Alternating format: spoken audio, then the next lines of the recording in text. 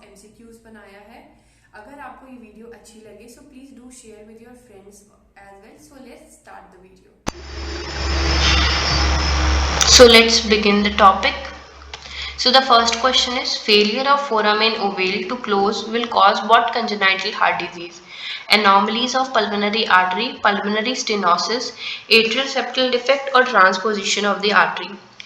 Foramen ovale हमारा right atrium और left atrium के बीच में प्रेजेंट होता है during fetal life. During fetal life क्या होता है, ये जो ओवेल होता है हमारा यूजली ओपन रहता है। जैसे ये आप मान लीजिए राइट एंड लेफ्ट एट्रियम है, यहाँ पे हमारा फोरामेन ओवेल प्रेजेंट होता है and during the fetal life ये ओपन रहता है।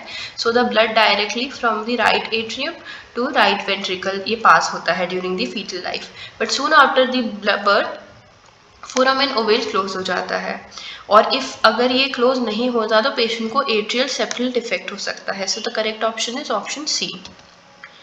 Next question is, the most common complaint by the parents about the infant with heart disease is that they have stunted growth, slower development, frequent respiratory infection or difficulty eating. So the correct option is option D, difficulty in eating.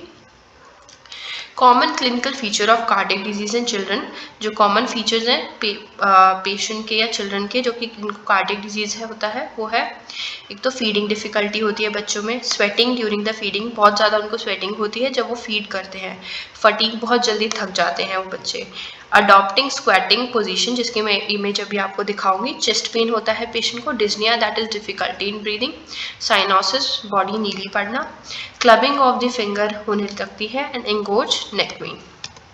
So this is the image shown of the clubbing finger. As you can see in the nail bed, these are the clubbing finger.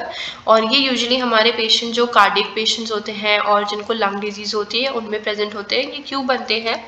Jin patient का oxygen supply proper nail beds तक या finger tips तक नहीं पहुंच पाता, उन patients में clubbing of finger देख सकते हैं। And the second image is the squatting position. जिनको बच्चों को कार्डियक डिजीज होती है वो यूजुअली जब उनको रेस्पिरेटरी डिफिकल्टी होती है तो वो स्क्वैटिंग पोजीशन ले लेते हैं। Next question is, a physician has prescribed oxygen PRN for the infant with a congestive heart failure. In which situation would a nurse plan to administer the oxygen to infant? During feeding, when mother is holding the infant, when changing the infant diaper, or when drawing blood for the electrolyte value? Question में ये पूछा गया है कि कब जब need है, कब कौन सी सिचुएशन में नर्स बच्चे को ऑक्सीजन एडमिनिस्टर करेगी। PRN का मतलब होता है एज नीडेड, मतलब SOS। सो ड्यूरिंग फीडिंग कोई ज़रूरत नहीं है, जब मदर बच्चे को होल्ड करिए तभी भी ज़रूरत नहीं है, और इन्फेंट का जब डायपर बदल रहे हैं तभी भी ज़रूरत नहीं है। So the correct option is option D, जब हम बच्चे का ब्लड विड्रॉ करेंगे, क्योंकि उस टाइम बच्चा बहुत ज़्यादा रोएगा और रोने से क्या होता है, डिमांड ऑफ ऑक्सीजन बढ़ेगी, जिस वजह से हमें बच्चे को ऑक्सीजन प्रोवाइड करना पड़ेगा। So option D is a correct answer. Next question, which is a clinical manifestation of the acute stage of Kawasaki disease? Cracked lips, normal appearance, conjunctival hyperemia or desquamation of the skin? So the correct option is option C, conjunctival hyperemia. Kawasaki disease एक acute febrile vasculitis disease होती है children में। इस disease condition में क्या होता है, जो हमारी ब्लड वेसल्स होती है उसमें इन्फ्लेमेशन हो जाती है, जिसकी वजह से बच्चे को फीवर, रैशेस, लिम्फेडिनोपैथी हमारे जब लिम्फ नोड स्वेल हो जाते हैं, bilateral congestion of the conjunctival hyperaemia and irritability होती है। Next question, the nurse should advise the parent of the child with a celiac disease regarding the food item included in a diet for a child. Rice, barley, राई, wheat. Coeliac disease के cases में बच्चों को gluten intolerance हो जाती है, तो हमें ऐसे फूड को प्रिस्क्राइब करना चाहिए जो कि ग्लूटेन फ्री हो। So rice is a correct answer, so option A is a correct answer. Child with celiac disease unable to tolerate the gluten protein. So हमारे ग्लूटेन प्रोटीन वाले प्रोडक्ट्स जो हैं वो है जैसे वीट, बार्ले एंड ओट्स। सो उसको उन foods को हमें अवॉइड करना चाहिए और ग्लूटेन फ्री डाइट देनी चाहिए जो कि हमारी है rice, corn and millets. Peripheral neuritis caused by isoniazid can be prevented by administering of. Actually इसमें ऑप्शन करेक्ट ऑप्शन ऑलरेडी है, but still you can read the option anti inflammatory agent, anti convulsant agent और vitamin B6 और vitamin B12. So the correct option is option C. वो इसलिए क्योंकि isoniazid हमारा anti bacterial drug होता है जो कि बेसिकली हम पेरिफेरल न्यूराइटिस को ट्रीट करने के लिए देते हैं. इसका साइड इफेक्ट होता है हेपेटाइटिस एंड पेरिफेरल न्यूरोपैथी. जो हम ड्रग देते हैं वो होता है पायरोडॉक्सिन और विटामिन B6 और इसकी डोज होती है 10 to 12 mg/dl. So the next question is, all of the following are the bactericidal drug except rifampicin, isoniazid, ethambutol and pyrazinamide. So अभी क्वेश्चन में बढ़ने से पहले बैक्टीरियोसाइडल और बैक्टीरियोस्टैटिक के बीच में डिफरेंस पढ़ लेते हैं. बैक्टीरियोसाइडल का मतलब जो कि बैक्टीरिया को किल करता है और साथ ही साथ उसके स्पोर्स को भी किल करता है, दैट इज बैक्टीरियोसाइडल. बैक्टीरियोस्टैटिक का मतलब जो कि बैक्टीरिया को की ग्रोथ को रोकता है, सिर्फ बैक्टीरिया को ग्रोथ को रोकेगा, उसको किल करेगा, बट उसके स्पोर्स को किल नहीं करेगा. So the correct option is option C, that is ethambutol. Bactericidal drug is capable of killing bacteria used in a treatment of TB, जिसके अंदर हमारे ड्रग्स आते हैं rifampicin, isoniazid, streptomycin and pyrazinamide. Bacteriostatic drug that inhibit the bacterial growth are ethambutol and thiazidazone. जो ethambutol होता है उसको हम ड्यूरिंग प्रेगनेंसी भी यूज कर सकते हैं. Next question, duration of treatment of child for TB with AIDS 6 month, 9 month, 12 month और 8 month. यूजुअली TB का जो ट्रीटमेंट का ड्यूरेशन होता है दैट इज 6 month, बट बच्चे को एड्स है तो उसकी इम्यूनिटी और ज़्यादा कॉम्प्रोमाइज होगी, तो उस केस में हम duration of treatment of TB increase कर देते हैं. सो the correct option is option C, 12 month. Next question, the most appropriate time for the nurse to obtain a sputum specimen for a culture is early in the morning, after patient eats light breakfast or after aerosol therapy or after chest physiotherapy. तो sputum का specimen हमें early in the morning लेना चाहिए क्योंकि उस time हम large amount of TB bacilli को collect कर सकते हैं क्योंकि वो रात भर से कलेक्ट हो रहा है. So the correct option is option A.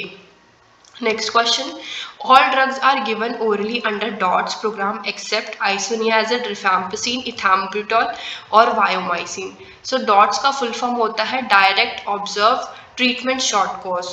So हम isoniazid, rifampicin और ethambutol तीनों ड्रग्स को हम डॉट्स के अंदर देते हैं और वो भी ओरली देते हैं. और वायोमाइसिन जो है वो इंजेक्टेबल ड्रग है. वायोमाइसिन हमारा इंजेक्टेबल ड्रग है जो कि हम सबक्यूटेनियसली देते हैं पेशेंट को, और इसका डोज जो है इसका डोज होता है 10 to 50 to 100 mg. So option D is the correct answer. Now let's study about the DOTS. DOTS is Direct Observe Treatment Short Course. ये इंडियन गवर्नमेंट द्वारा चलाया हुआ प्रोग्राम है जिसमें हम TB के पेशेंट को ट्रीटमेंट करते हैं, और ये बेसिकली इसलिए स्टार्ट किया गया जिसमें पेशेंट क्या करते थे कि ट्रीटमेंट को बीच में छोड़ के जाते थे और वो वापस से उनको रिलैप्स मतलब वापस से TB हो जाता था और TB ठीक नहीं होता. तो इस केस में गवर्नमेंट ने डॉट्स का स्टार्ट किया. डॉट्स जो कि हमारे community health centre, primary health centres में अवेलेबल होता है. इसमें गवर्नमेंट पेशेंट को एक कार्ड बना के देती है और इसमें इन द ऑब्जर्वेशन मतलब पेशेंट को ऑब्जर्व करके ट्रीटमेंट प्रोवाइड किया जाता है. या तो पेशेंट को वहाँ पे डॉट्स सेंटर पे आके बोलते हैं कि आप ये टैबलेट खाइए हमारे सामने, देन हम आपको नेक्स्ट टैबलेट देंगे, या तो जो पेशेंट को टैबलेट दी गई होती है वो टैबलेट का खाली रैपर उसको लाके वापस देना होता है, देन हम उसको दूसरा टैबलेट देते हैं.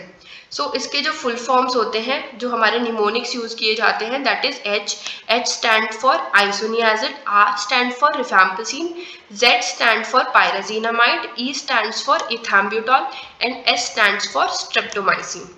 यहाँ पे आप देख सकते हैं कि जो ड्रग्स को लिखने का तरीका होता है डॉट्स में वो इस तरीके से लिखा जाता है 2 ब्रैकेट HRZES ब्रैकेट क्लोज 3. यहाँ पे 2 का मतलब होता है मंथ्स, इट मीन्स कि कितने मंथ्स तक ये ड्रग्स लेनी होती है. 3 का मतलब होता है 3 times a week मतलब एक हफ्ते में कितने बार ये ड्रग्स को लेना है. नाउ डॉट्स की 3 कैटेगरीज होती हैं. कैटेगरी 1 जो कि रेड कैटेगरी है, कैटेगरी 2 जो कि ब्लू कैटेगरी है, कैटेगरी 3 जो कि ग्रीन कैटेगरी है. कैटेगरी 1 में हमारे वो केसेस आते हैं जिनका स्पूटम स्मीयर पॉजिटिव आता है और स्पूटम स्मीयर नेगेटिव वाले केसेस भी, बट वो सीरियसली इल होते हैं। स्पूटम स्मीयर नेगेटिव का मतलब कि उसका स्पूटम टेस्ट तो नेगेटिव है, बट जैसे जीन एक्सपर्ट, एक्सरेज और टेस्ट जो है वो पॉजिटिव है related to TB and the इसमें एक्स्ट्रा पल्मोनरी और एक्स्ट्रा पल्मोनरी केसेस जो कि सीरियसली इल है वो केसेस भी आते हैं। एक्स्ट्रा पल्मोनरी का मतलब जो लंग से बाहर उसको टीबी है, जैसे कि इंटेस्टाइनल टीबी, बोन टीबी हमारे होते हैं, उनको हम एक्स्ट्रा पल्मोनरी टीबी बोलते हैं। इसके ट्रीटमेंट में हमने ट्रीटमेंट को 2 फेजेस में डिवाइड किया है। First is initial phase, second is continuous phase. Initial phase में हम ट्रीटमेंट में 2HRZE देते हैं for 3 times a week and 4HR 3 times a week. Now the second category, category blue. इसके अंदर हमारे डिफॉल्ट, रिलैप्स और फेलियर के केसेस आते हैं। डिफॉल्ट, रिलैप्स और फेलियर इन सब का मतलब बेसिकली अगर एक पेशेंट ट्रीटमेंट ले रहा है और वो बीच में छोड़ देता है तो उसको हम डिफॉल्ट कहते हैं। रिलैप्स एंड फेलियर, उसने ड्रग्स ली बट उसको वापस से डिजीज हो गया और उसने ड्रग को प्रॉपर मैनर में नहीं लिया तो फेलियर। तो ये केसेस हमारे सेकेंड कैटेगरी में आते हैं। इसमें जो ट्रीटमेंट रिजीम आता है हमारा, इनिशियल फेज में हम 2HRZES देते हैं और प्लस 1HRZE देते हैं जो कि 3 मंथ का हो गया एंड देन कंटिन्यूस फेज में हम 5HRZE देते हैं। जो कैटेगरी ब्लू है इसका जो ड्यूरेशन ऑफ कोर्स होता है वो 9 मंथ होता है। इसके अंदर हमारे XDR और MDR टीबीज आते हैं जो कि मल्टी ड्रग रेजिस्टेंस और एक्सट्रीमली ड्रग रेजिस्टेंस केसेस होते हैं, वो केसेस आते हैं। नाउ द कैटेगरी 3 जो कि ग्रीन कैटेगरी है, जिसके अंदर स्पूटम स्मीयर नेगेटिव वाले केसेस जो कि सीरियसली इल नहीं है और एक्स्ट्रा पल्मोनरी के केसेस जो कि सीरियसली इल नहीं है। इसके अंदर हम ट्रीटमेंट में इनिशियल फेज में 2HR देते हैं प्लस कंटिन्यूस फेज में हम 4HR देते हैं। So next question is, a 30-year-old pregnant woman is diagnosed with a pulmonary tuberculosis. Which of the following anti-tuberculosis drugs should not be given? First is INH, that is isoniazid, rifampicin, streptomycin and ethambutol. So the correct option is option C, क्योंकि option streptomycin क्या करता है, foetus में ototoxicity और nephrotoxicity cause करता है और ये प्लेसेंटल बैरियर को क्रॉस कर सकता है। आइसोनियाजिड एंड पायरोडॉक्सिन हमारी ड्रग ऑफ चॉइस होती है during the pregnancy to treat the TB. So I hope you like my video, so please do like, share and subscribe to my channel and stay tuned with KD Nursing classes.